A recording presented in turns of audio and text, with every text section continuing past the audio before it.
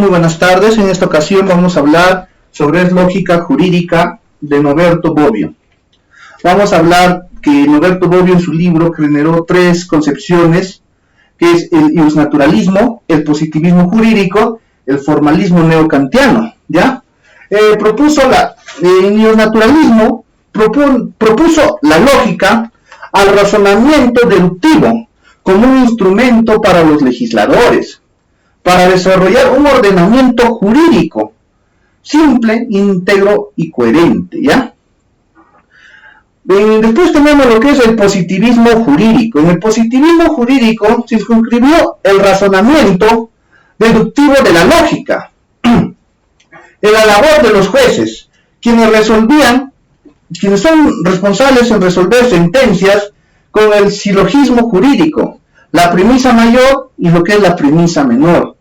En la premisa mayor lo que tenemos que entender es que se está basando en lo que es la norma, las leyes, lo que la ley dice. En la premisa menor ya vemos lo que dice o no dice la ley.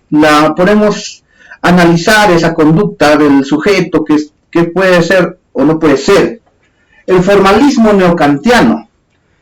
En el formalismo neokantiano acusó un uso inapropiado de la lógica, limitando su función como una herramienta de apoyo para la lógica. Entonces, ¿qué tenemos acá? Por ejemplo, mira, un ejemplo bien práctico. José mata a María, ¿ya? En el iusnaturalismo, José tendría que pagar, digamos, la norma dice 20 años por homicidio. Entonces, los jueces, los fiscales del naturalismo, ¿qué harían? Agarraban la ley, la norma, decía 20 años de sentencia y ¡pam! 20 años lo ponían a José, lo privaban de su libertad, ¿ya? ¿Por qué? Por homicidio y la norma lo dice. Listo, era más cerrado. En cambio, en el formalismo neokantiano, analizamos mayormente por qué de las cosas, el análisis lógico, ¿qué ha pasado? O sea, ¿por qué le llevó esa conducta a matar a María? Se analiza un poco la forma de cómo se dio los hechos para que se le pueda poner la sentencia. Se analiza, es un poco más analítico la situación para darle la sentencia definitiva a José, porque mató a María. Entonces, pudo haber sido muchos factores que influyeron para que José llegara a matar a María. Eso se analiza lo que es el neokantiano. Después tenemos lo que es la aplicación de la lógica matemática en el derecho, que nos dice, la lógica simboliza siendo más exacta, más comprensiva que la lógica tradicional, permite aún más profunda la penetración racional y la experiencia jurídica, ¿ya? ¿Esto qué nos quiere decir? Que acá en la aplicación de la lógica matemática resurge la lógica en los juristas, la lógica, el de querer analizar la razón, el porqué de buscarle las cosas.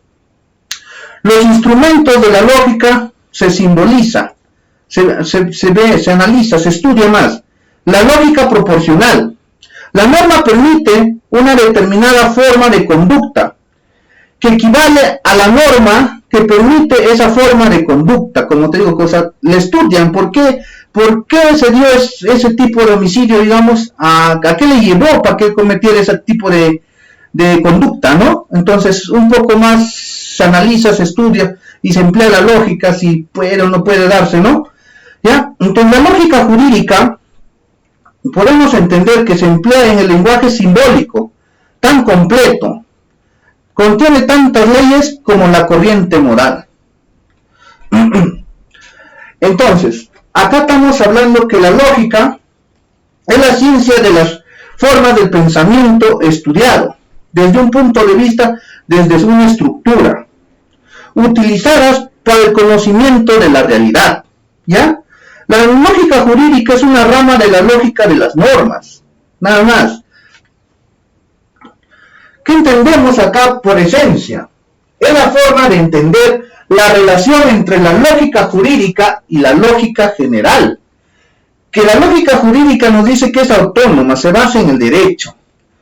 Que la lógica general, que es mucho más amplio, estudio de muchas cosas, ¿no? Principios lógicos supremos aplicados. Acá en los principios lógicos supremos aplicados al derecho, tenemos el principio lógico jurídico de identidad. ¿Qué nos dice el principio lógico de identidad? Lo que no está jurídicamente prohibida o prohíbe lo que no está jurídicamente permitido es necesariamente válido. ¿Ya? ¿Esto qué nos quiere decir? Que toda persona tiene derecho a hacer lo que la ley no prohíbe. Más claro no puede estar. O sea, la lógica jurídica de identidad, ¿qué nos dice? Si una conducta típica no está escrito, sancionado en la norma, o sea, no lo prohíbe, entonces, ¿qué quiere decir? Que la persona está normal, está en su libre hacer, ¿no? No le prohíbe, no hay una conducta que sea prohibitiva, que te diga, no, tú no pases por ahí. Entonces, si dices que no pases por ahí, yo normal puedo pasar porque es libre, ¿ya? Entonces, eso nos quiere decir el lógico jurídico de identidad. Después tenemos lo que es el principio lógico jurídico de no contradicción. ¿Qué nos quiere decir el principio jurídico de no contradicción?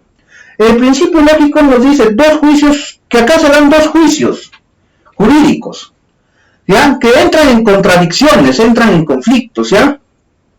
No pueden ser ambos válidos. Cuando dos fundamentos llegan a tener contradicciones, estos no se les puede dar por válidos. Como, por ejemplo, como se puede decir a una persona, ¿no? Un ejemplo, yo la amo, pero a la vez la odio. O sea, hay dos contradicciones. O sea, ¿cómo tú puedes amar, pero también odiar? O sea, hay dos contradicciones, por lo cual ninguno de los dos se les toma como válidos. Después tenemos lo que es el principio lógico jurídico de tercero excluido, que también se basa más o menos en lo que es acá en las dos contradicciones de dos. Por ejemplo, pero acá que nos dice que si no hay entonces uno de los terceros, se infiere solamente una de las normas jurídicas apuesta es necesariamente válida. Entonces, acá por ejemplo dice, te amo pero te odio. Pero ¿qué dice acá el lógico jurídico tercero excluido? Significa que nos dice que una de esas dos acciones se le puede dar por válido. O sea, si te digo, yo la amo pero la odio, puede ser en una de estas dos acciones que bien la amo o bien la odio. Entonces no necesariamente hay que darles por negativo los dos, simplemente que uno de los dos es rescatable para el tercero excluido. Después tenemos lo que es el principio lógico jurídico de la razón suficiente. ¿Qué nos dice eso? Todo lo que sucede tiene en sí una razón suficiente de ser, una proposición que considera verdadera.